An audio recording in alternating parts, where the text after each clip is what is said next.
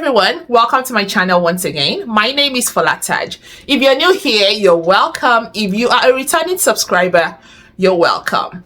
On this channel, I talk about everything and anything that has to do with the well-being of healthcare workers. If that feels like something you will be interested in, click on the follow button, hit the notification bell. In this video, I'll be talking about 10 common signs of burnout that healthcare workers should look out for so that they can quickly attend to these issues and be able to seek support when needed. Healthcare workers are known for their dedication and commitment to caring for people. It is a very demanding profession and it can easily lead to burnout if not recognized and addressed in a timely manner. Because of the type of industry in which they work in, limited staffing, caring 24/7, having to deal with individuals and their family members altogether, it can be very easy to fall into this state of getting burnt out. And this is why, as healthcare workers, we should be able to recognize this trait early on so that we can easily tackle it before it becomes a foundation to so many more problems in our lives.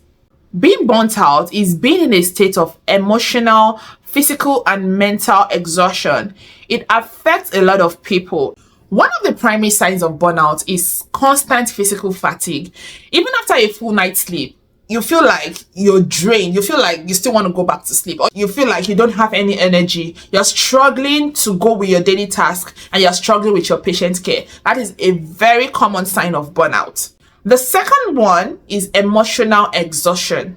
People experiencing burnout often feel emotionally depleted. You may find it challenging to connect with your patient, with your colleagues, or your loved ones. This will lead to a sense of detachment and apathy. You don't feel connected to anyone. You feel like everyone is just doing something wrong to you. Like you have these mood swings. It's very, very hard for you to connect with people. That is another sign of burnout that you should quickly address. Number 3 is decreased job satisfaction. Healthcare professionals may lose interest in their work and experience. You lack motivation to go to work.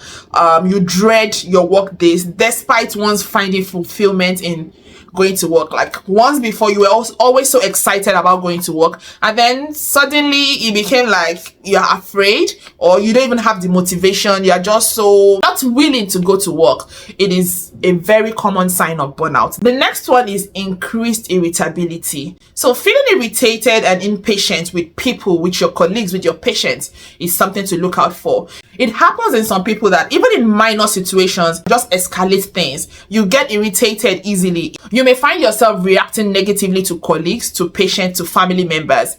It is a red flag. It is a sign of burnout that you should address immediately. The next one is reduced empathy. As healthcare workers, one common skill, or let me say one important skill that we should have, is empathy. Because that is one important skill that helps you to be able to feel what others are feeling. Burnout can lead to a decline in empathy towards your patients and your colleagues. When you notice that things have become a norm to you, like you don't feel empathetic towards anything, it feels like, oh, is your own the first, are you the first thing this is happening to? When you start having those kind of feelings, it is a sign of burnout. Healthcare workers may struggle to connect emotionally with those that they care for. This will eventually affect the quality of patient interactions, and yes, it will affect the quality of the care that you give. It is a sign of burnout that you should look out for.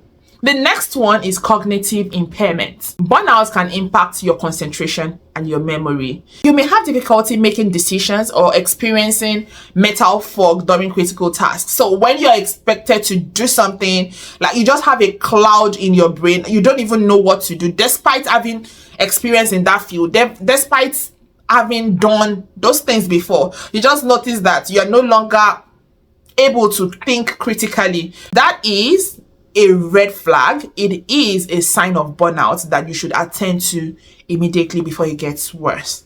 The next one is the escapist behaviors. This is a very, very common sign of burnout.